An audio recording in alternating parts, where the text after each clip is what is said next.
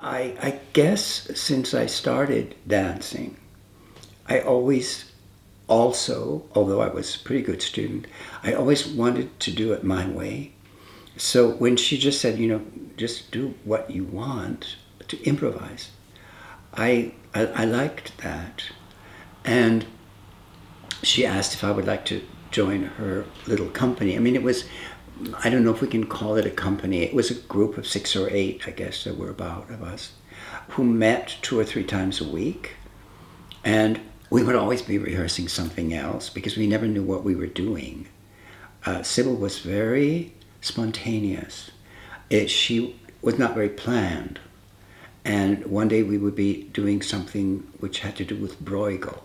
And then the next day we were doing, I don't know, some kind of Bartok piece. So we never really knew what we were doing or what we were doing it for, or if there was a kind of goal to what we were doing, but because of her so palpable genius, it was important to be near her, to watch her, and that was the frustrating thing, is that the one program that I did do with this group, which was called Fables and Proverbs, I was in a lot of the pieces, and she was in also a lot of the pieces, but they were in between the pieces that we did.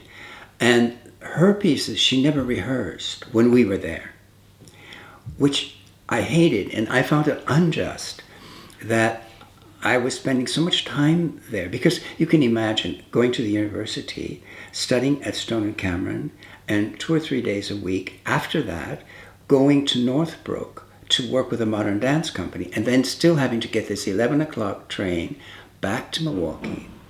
But then I became very impatient.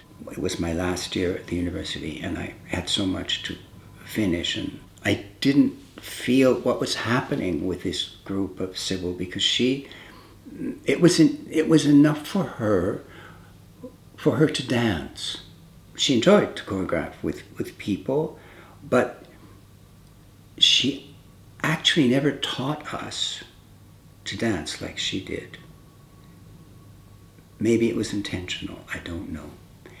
But we had to watch. I mean, we had to watch to get it. And years and years later, we reconnected when I went to Ravinia with my company, and Sybil came, and particularly the work, the St. Matthew Passion, she said was the most moving performance she's ever seen.